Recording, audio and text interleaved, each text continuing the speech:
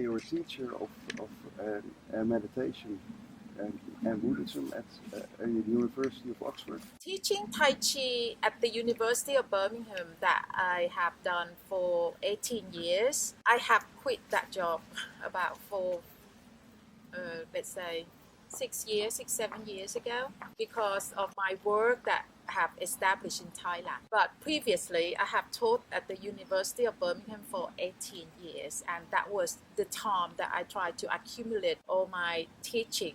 The teaching that is looked quite smoothly, that I present with all these terminologies and all the gadget that I use, the toy figures, everything. It didn't come just overnight. It was the accumulation of a good 18 years during my teaching at the University of Birmingham. In fact, I was employed to just teach Tai Chi, but because I always have the interest in meditation, so I was the one who tried to combine Tai Chi with meditation to my students and trying to find a way to explain how the minds work in a very simple language, simple terminology for my students. So that was the beginning, how I had all these Tom and Jerry, bring the mental self back home. So it was the accumulation of a good 18 years. And during those times, I also started to do the writing as well, gradually. It happened very gradually. Until now, the concept is quite mature now. I know exactly, what to say, and also all this analogy, everything, it all work out well. I mean, today, I still have the new things coming in all the time, but the sole purpose is trying to simplify this very ancient concept, of Buddhism, which has everything to do with human's mind, trying to make it simple for people to understand. Because this kind of thing, even the Thai Buddhists that we born in the culture, in the Buddhist culture, still struggle to understand, because there is a lot of, jargon or the terminology in Pali term that you cannot understand. So, but people still, keep on doing it. And a lot of them, they don't quite know why we have to do meditation. This is the reason why I try to do it my way now, with all the analogy. Yes? And were you born as a Buddhist, or did you came to it on a later stage? No, I was born as a Buddhist. In fact, I come from a Chinese origin. The first generation born in Thailand. Both my parents are from China. So I was brought up as Buddhist from childhood. But it's the kind of Buddhist that you kind of just follow with faith. I didn't really quite understand. I just take it in because the parents, the grown-up, the monk, they'll tell you that this is what you're supposed to believe, like the law of karma, about the reincarnation of this thing.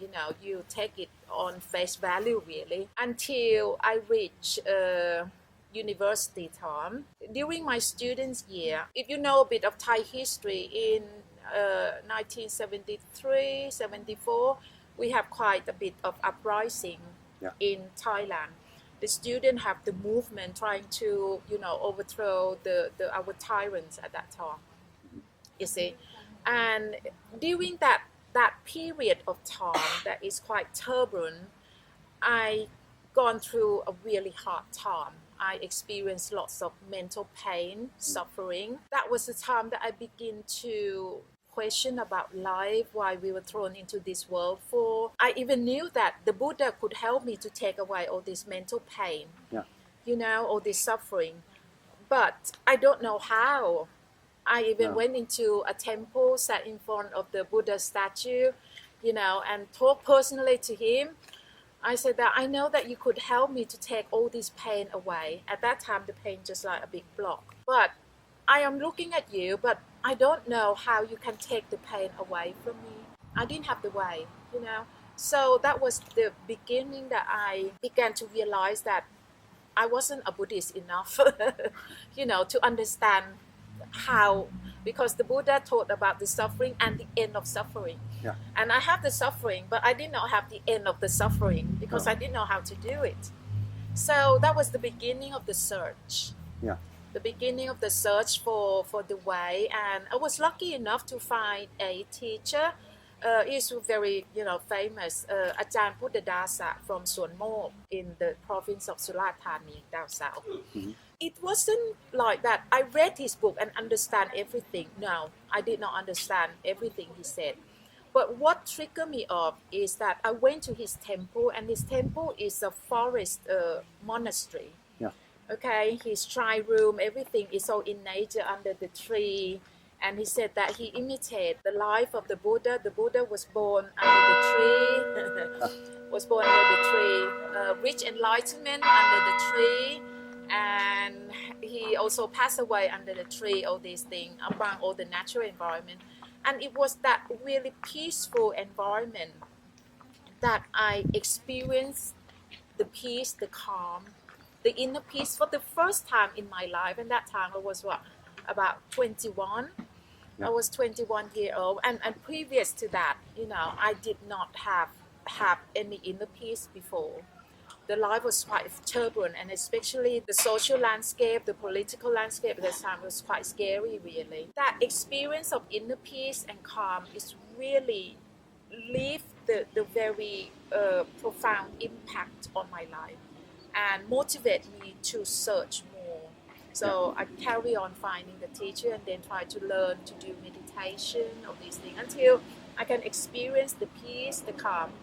That happened during my first and second year in university, the end of the first year, second year in the university. So during my second year, third year of university until the beginning of the fourth year university, I kind of carry on with the practice. Mm-hmm. I took my junior friends to all different temples, to Suan Mok, to find all the teachers and then do a lot of meditation practice. And I even start the work as just purely voluntary, really. Agony aunt, answering questions for people who have problems in life. And I was only 22 years old, and people wrote to me, later trying to tell me their problem so that I can help them to solve the problem, that kind of thing. Yeah. I didn't realize that I wasn't, in fact, a professor. I was just a young girl at the age of, 22, 23. But anyhow, in the end, the fourth year at university, there was another political turbulence. Mm-hmm. The cracking down on students, because the tyrant that we chased out 3 years previously, they came back with a vengeance.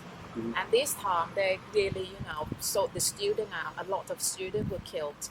Yeah. So I kind of was hit. I mean, after a good 3 years of meditation practice, that I feel absolutely calm, in control of my mind. But after that incident, I was really crushed.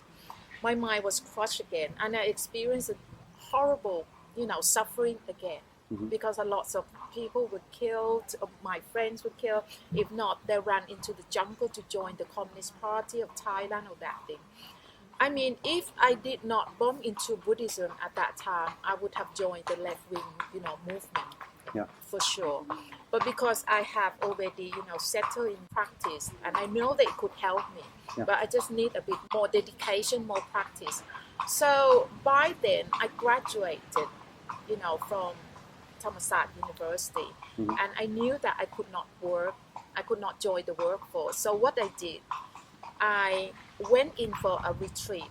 I left home for 7 months, spent 3 months in a forest monastery, really up north in Phayao district, Chiang Rai province.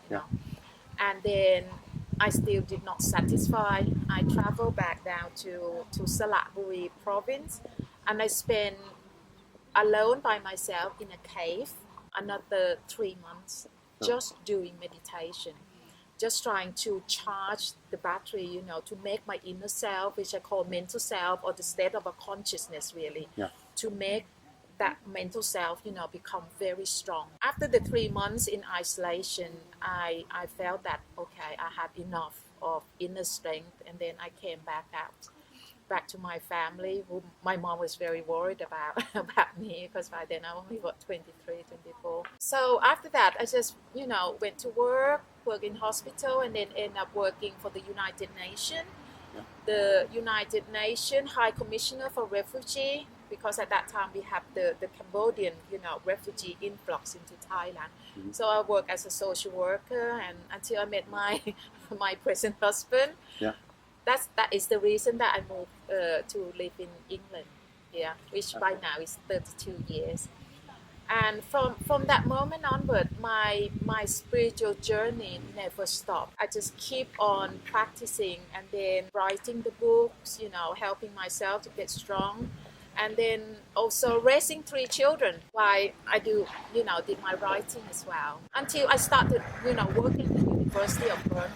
A bit of Tai Chi and then meditation. And during those 18 years, I gradually, built into the work, which I did not see. I could not see at that time.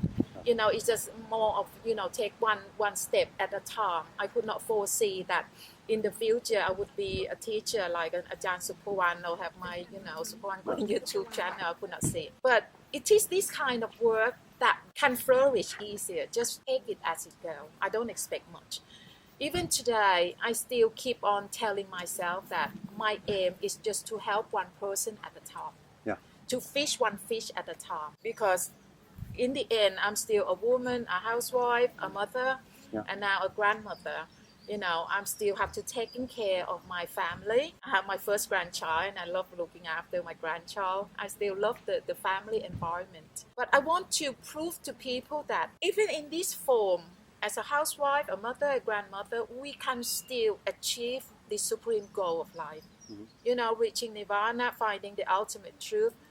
And we can still carry on with the practice in a home environment. Yeah.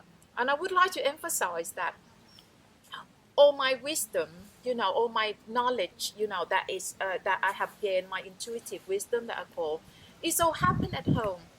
Yeah. Happen in the kitchen while I'm doing the cooking, washing up, drying the washing, take the washing out in the garden, feed the children, all these things. Because the family environment is full with problems. Full with problem that I call Jerry. You have the perception that is problem all the time. Yeah. And then the Buddha said that wherever your problem, your pain is, just dig it out at that very point. So if the pain is happening right here, right now, you've got to know a way to do it.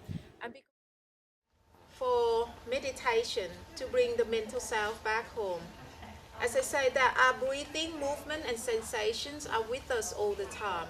And Tai Chi movement is very ideal, for us to do